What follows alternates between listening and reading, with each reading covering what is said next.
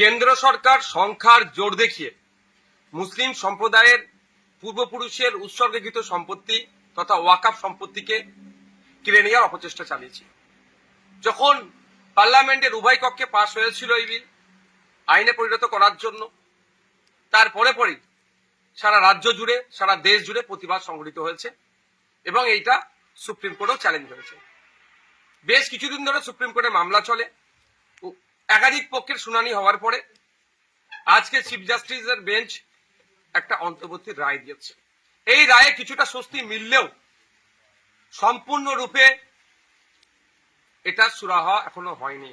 আমি আশা করব চূড়ান্ত রায় যখন আসবে, ওয়াকফ সংশোধনী আইন যেগুলো সংখ্যালঘু সম্প্রদায়ের মানুষের বিপক্ষে যায়নি, শুধু সংবিধানের একাধিক আর্টিকেলে আঘাত দিয়েছে, সেটা আশা করব চূড়ান্ত রায়ে সেটা পাবো আমরা। এই ইনসাফের লড়াই চলবে, আইনি লড়াই চলবে।